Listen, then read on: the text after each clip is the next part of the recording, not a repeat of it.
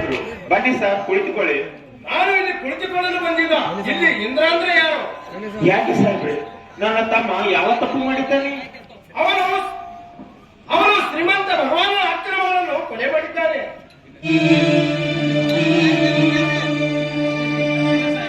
ಇಲ್ಲ ಸಾಹೇಬ್ರೆ, ಇಲ್ಲ, ಆ ಕೊಲೆ ನಾನು ಮಾಡಿಲ್ಲ ಸಾಹೇಬ್ರೆ, ಮಾಡಿಲ್ಲ. ಬಾಯಿ ಮುಚ್ಚು ಮಹಾತ್ಮ, ನೀನಲ್ಲದೆ ನಿಮ್ಮಪ್ಪ ಕೊಲೆ ಮಾಡಿದ್ದಾನೇನೋ?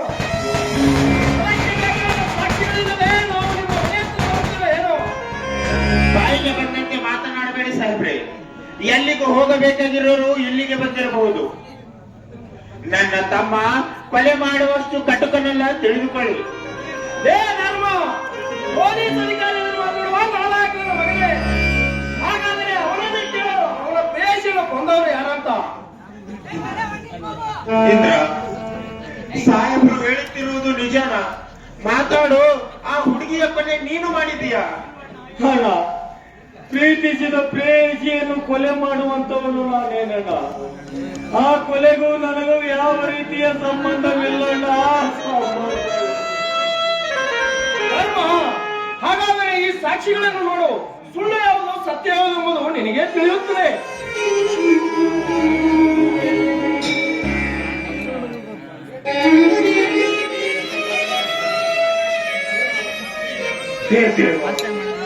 ಇದೇನು ನಿನ್ನ ಲೀಲೆ? ಈ ಭಾವಚಿತ್ರಗಳನ್ನು ನೋಡುತ್ತಿದ್ದಂತೆ ಹೆಬ್ಬಂಡೆ ಎತ್ತಿದ್ದ ನನ್ನ ಹೃದಯ ಒಡೆದು ಛಿದ್ರ ಛಿದ್ರವಾಯಿತು. ಸಾಹೇಬ್ರೆ, ಇವುಗಳನ್ನು ನೋಡಿದ ಮೇಲೆ ಇವನೇ ಕೊಲೆಗಾರ ಎನ್ನುವುದರಲ್ಲಿ ಯಾವ ಸಂಶಯವೂ ಉಳಿದಿಲ್ಲ. ಯಾವ ಸಂಶಯವೂ ನಿಜವಾದ ಕೊಲೆಗಾರ. ಹಣ, ನಿನಗೂ ಈ ತಮ್ಮನ ಮೇಲೆ ಸಂಶಯವೇ? ಸಂಶಯವೇನೋ ಬಂತು, ನೋಡಿದ್ರೆ ಗೊತ್ತಾಗಲ್ವೇನು ನೀನೇ ನಿಜವಾದ ಕೊಲೆಗಾರ ಅಂತ. ಹಣ, ಒಡೆ ಅಣ್ಣ, ಒಡೆ. ನಿನ್ನ ಮನತನೆಯುವರೆಗೂ ಒಡೆ. ಆದರೆ ಮನಸಾರೆ ಆಸೆ ಪಟ್ಟ ಪ್ರೇಯಸಿಯನ್ನು ಕೊಲೆ ಮಾಡುವಂತ ಹೀನ ಕುಲದ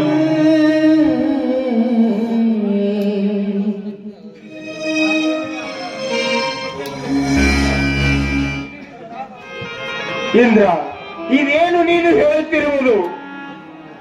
ನೀನು ನನ್ನ ತಮ್ಮನಾಗಲು ಯೋಗ್ಯತೆ ಇಲ್ಲ ನಿನಗೆ. ಇವುಗಳನ್ನು ನೋಡಿದ ಮೇಲೆ ನೀನೇ ಕೊಲೆಗಾರ ಎನ್ನುವುದರಲ್ಲಿ ಯಾವ ಸಂಶಯ ಉಳಿದಿಲ್ಲ ಕಣೋ, ಯಾವ ಸಂಶಯ ಉಳಿದಿಲ್ಲ. ನಿನ್ನನ್ನು ನನ್ನ ತಮ್ಮನೆಂದು ಸಾಕಿದ್ದಕ್ಕೆ, ಪ್ರಾಣಕ್ಕಿಂತ ಹೆಚ್ಚಾಗಿ ಸಾಕಿದ್ದಕ್ಕೆ ನೀನು ನನಗೆ ಇಂತಹ ವಿಷಮಯ ಸ್ಥಿತಿ ತಂದೆಯಲ್ಲೋ. ಕಣ್ಣೆಂದು ಸಾಕಿದ್ದಕ್ಕೆ ನನ್ನ ಕಣ್ಣಿಗೆ ಮುಳ್ಳು ಚುಚ್ಚಿದೆಯಲ್ಲೋ. ಲೇ ಕೊಲೆಗಾತುಕ, ನಿನ್ನನ್ನು ನನ್ನ ತಮ್ಮನೆಂದು ಹೇಳಿಕೊಳ್ಳುವುದಕ್ಕೂ ನಾಚಿಕೆ ಆಗುತ್ತಿದೆಯಲ್ಲೋ.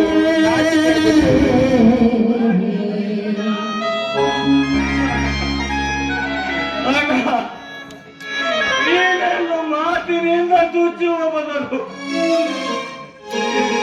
ನೀನು ಒಂದೇ ಸಾರಿ ನನ್ನನ್ನು ಸಂತೋಷದಿಂದ ಬಾಯಿ ಮುಚ್ಚೋ ಕತ್ತೆ. ಮತ್ತೊಮ್ಮೆ ನುಡಿಯದರು ಈ ನಿನ್ನ ಹೇಸಿಗೆ ಬಾಯಿಯಿಂದ ಅಣ್ಣ ಎಂಬ ಪವಿತ್ರ ಶಬ್ದವನ್ನು.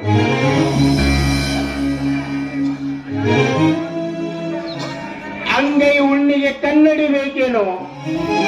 ನೋಡು ಸಾಹೇಬ್ರೆ, ಕರೆದುಕೊಂಡು ಹೋಗಿ, ಅವನನ್ನು ಕರೆದುಕೊಂಡು ಹೋಗಿ. ಬಿಸಿ ಎಳೆದುಕೊಂಡು ಬನ್ನಿ ಅವನನ್ನು.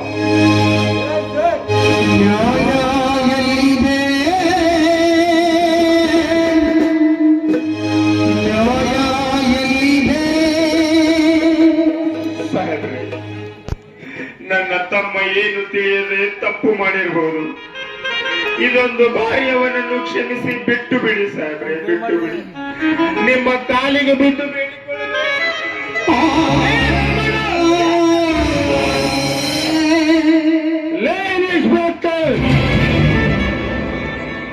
ಈ ರೀತಿ ನಮ್ಮಣ್ಣನನ್ನು ಎಳೆದಾಡಿದರೆ ಒಂದು ವೇಳೆ ನೀನು ಸಾಯಿ ಕಾಕಿಡ್ರೆ ವಯಸ್ಸಿನಲ್ಲಿ ಇರದೇ ಇದ್ದರೆ ಇಷ್ಟೊತ್ತಿಗೆ ಅವರ ದೇಹಗಳು ತುಂಡು ತುಂಡು.